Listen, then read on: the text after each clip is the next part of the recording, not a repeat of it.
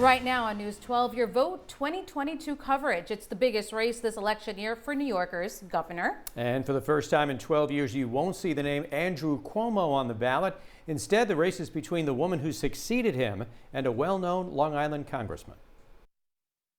We're making history. It was 15 months ago when Kathy Hochul went from the relatively obscure position of lieutenant governor to one of the nation's most high-profile political posts, governor of New York. It followed Andrew Cuomo's resignation. Now our state's first female governor is running for a 4-year term against someone trying to become the first New York governor from Long Island since Theodore Roosevelt. We have a lot of men and women in law enforcement here. Lee Zeldin, a Republican congressman from Shirley, has zeroed in on an issue many voters are upset about: the bail reform laws passed recently by Albany Democrats that critics say has led to a spike in crime. I'll declare a crime emergency here in the state of New York. Suspend New York's cashless bail law. Force the state legislature to come to the table. New Yorkers have spoken that they don't want to see all these pro-criminal laws get passed. For her part, Hochul says she's got amendments to the bail reform package passed and says she's tripled money for law enforcement in the state budget.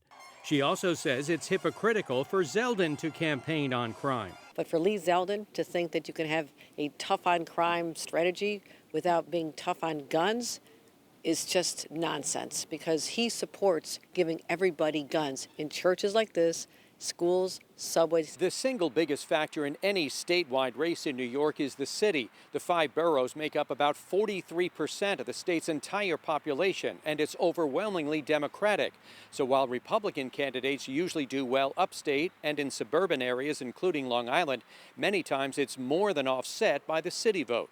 New York City is the dominant, sort of the political center of gravity for the state. But when you look at turnout, it's not always the case. And so I think really where it's going to matter from like Hochul's perspective is whether or not she has the political apparatus in place in New York City to pull the vote. Zeldin is investing time and money in the city, where bail reform is also a concern in many sections.